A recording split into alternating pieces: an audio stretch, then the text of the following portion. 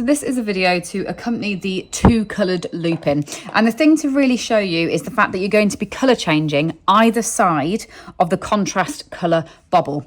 So I'm actually at round 26 of the pattern, but what I'm going to do in this video applies to the whole thing. So you'll be doing the same thing once you begin right the way through the whole of this head.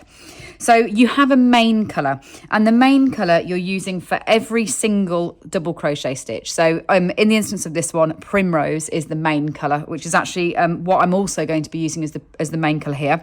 So you can see that you've got your Primrose bubbles, but you've actually got all your double crochet stitches in the background in Primrose as well. So pink is your contrasting colour.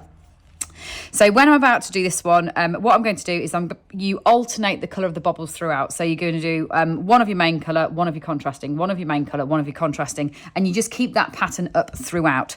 So I'm about to do a make bobble into this first stitch in my Primrose, which is my main colour, so you can see it. So I've double crocheted one, and then I'm going to double crochet another time, but in that second double crochet I'll be swapping to my contrast colour, which is my instance is cream. Then you chain 2 stitches, and then you actually make bobble into the same stitch as what your instruction says, rather than into the next stitch. So what we're going to do when we make our bobble is we're actually going to go back in this hole here. So to make your bobble, you go around 1, 2, 3, 4, 5, 6, 7, and then the 8th time through you're actually going to yarn over and come through all of those loops on your hook in one go, and that's what makes your bobble. So then what you do, that's in your contrasting, that we've done that all in the cream in your colour 2 contrasting. So in this next double crochet here, what you need to do is go in and do the first part of the stitch in your contrasting, but then actually swap back to your main colour. So pick up your main colour to finish that stitch off, and then you're back on to your next one. So you've done 2. So now we're going to do another bobble again, but this time in our main colour in the Primrose. So chain up 2, and then make bobble into that same stitch that your chain's coming off. So 1, 2, 3, 4,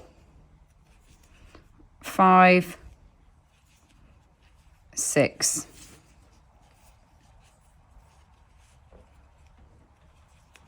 7, and then through on the 8th. So you yarn over and come through all of those loops together like that. And that is how you move between the 2 colours, alternating the colours as you go along, making bobbles.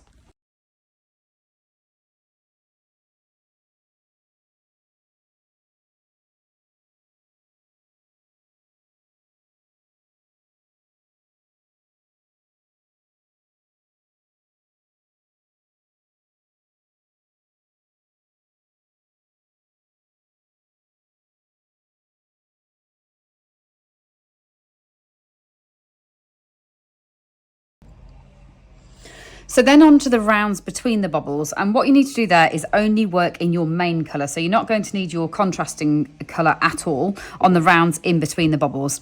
And it'll depend on which round of the pattern you're on, but I just want to show you quickly how you work these. So what you're going to do is you're going to be double crocheting in between the bobbles, so into a stitch in between the bobble like that. Sometimes it might be 3, sometimes it might be 2. It's 1 at the stage that I am at as I'm decreasing. So you double crochet 1 into there, and then you'll be doing double crocheting 1 off the back of the bobble. Now it doesn't really matter where you're going to put that hook through that bobble. You just want to be taking 1 stitch off the back of that bobble relatively evenly, and it will feel like quite a gap sometimes. So that's the one off the bobble, there's the one in between, then there's the one off the back of the bobble, there's the one in between. And don't panic too much about trying to find exactly where you need to take that stitch off the bobble. Your stitch count will work perfectly. So just make sure you're putting your hook in through a V that sits on the back of that bobble stitch like that.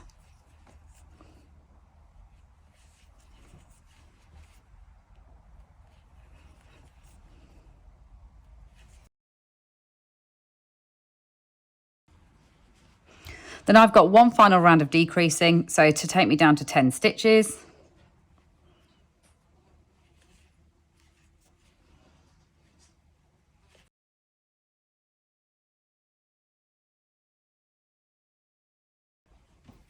Then I'm going to do one last round of bobbles. So I'm going to double crochet and I'm going to stay in my primrose because I don't need to change at this stage. So chain 2, back into that stitch,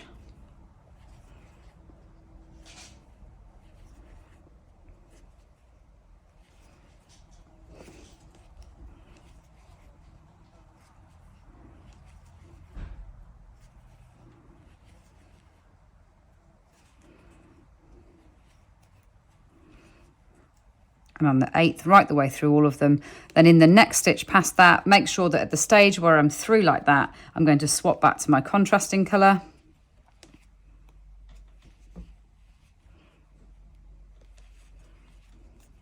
Chain 2 up, and then go back into that stitch to the contrasting one.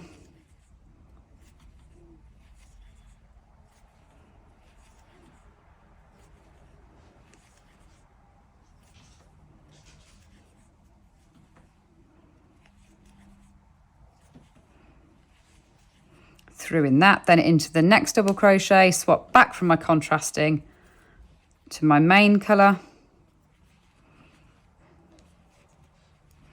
chain 2 and do an make bobble again,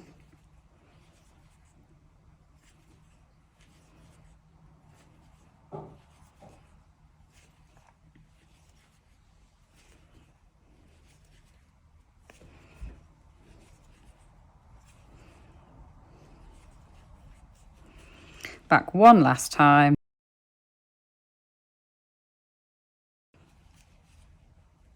and there we go. The Lupin flower head is complete. So break yarn, we're going to stuff that, and then I'll show you how to sew it on to the rest of the body.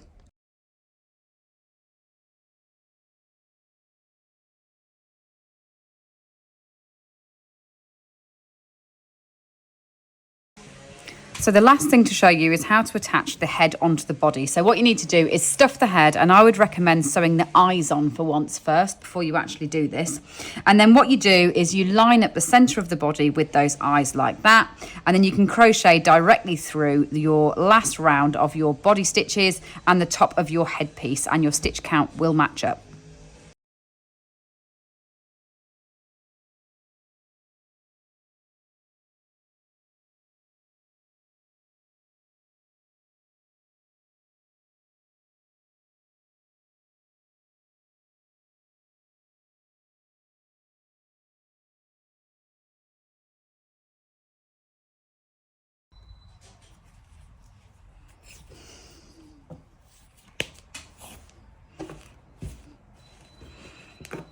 And then a bit of advice really, and a tip on the ones that have got particularly heavy or tall heads like the Lupin has, is what you need to really make sure is that you've got a continuous column of stuffing that runs down between the body and the head. So make sure you do what I just did there and go up with your hook, pull down some stuffing from the head to the body and vice versa, from the body to the head and the head to the body. And that way it will give you a much firmer neck in order for it to stand up and support those bobbles. The other alternative that you have is to actually use modelling wire. So if you're not using these as toys, if you are using them in your home more as display in vases, on shelves, then you can just use a piece of modelling wire, run that up through the centre and through the head, and then it will sit up and support strongly. So the last thing really is just to sew the arms and the legs on.